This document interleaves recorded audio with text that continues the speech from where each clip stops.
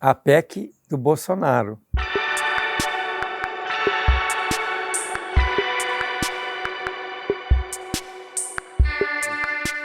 Esta semana, o Congresso Nacional, o Senado, na verdade, né, aprovou a PEC que limita as ações do Supremo Tribunal Federal, dos ministros do Supremo Tribunal, na questão das decisões monocráticas.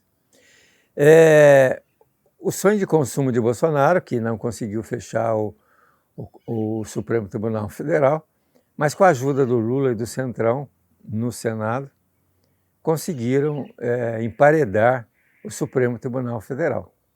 Ou seja, conseguiram arrombar a porta daquele castelo intransponível que é o Supremo Tribunal Federal.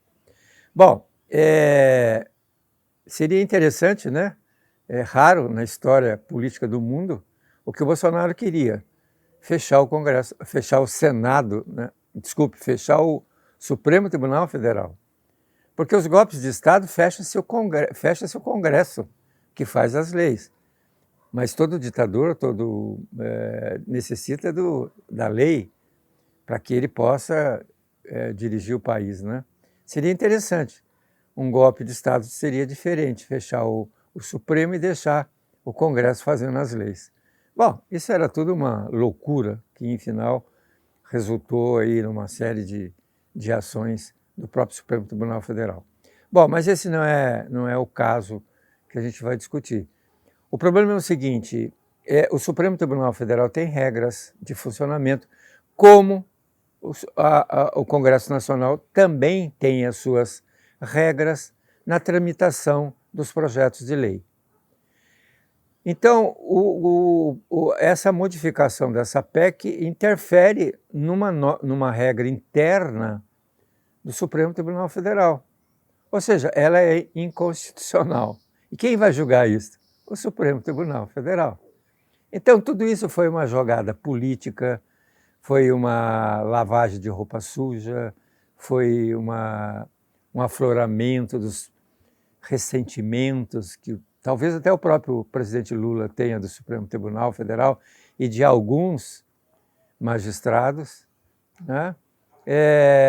O Lira está neutro, porque ele vai ter que julgar esse projeto que vai vir do Senado para a Câmara, e ele com certeza vai engavetar, é lógico, né? Então me parece que tudo isso foi um jogo de cena para enquadrar o Supremo Tribunal Federal. A título do quê? Porque as decisões monocráticas é uma facilidade para a população, não é para o governo. Por exemplo, o que é a decisão monocrática? Que sempre terá um magistrado de plantão para atender casos de urgência, como, por exemplo, um habeas corpus. E aí, essa decisão monocrática vai para o colegiado. Por quê? Porque o Supremo Tribunal Federal é um colégio, não tem uma decisão única.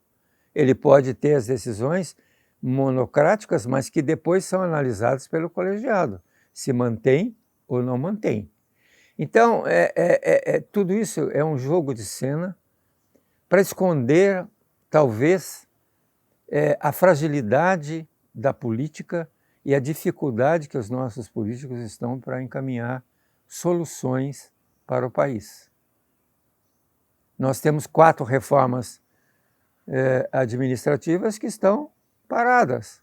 A reforma da educação está parada, a reforma trabalhista está parada, a reforma da Previdência vai ter que ser feita de novo, porque o censo de 2022 mostrou a fragilidade desta reforma, e a reforma tributária, que vai aumentar os impostos para que a classe mais privilegiada mantenha seus privilégios e a população, de uma maneira geral, pague mais impostos para cobrir essas benesses que eles conseguiram introduzir na reforma tributária.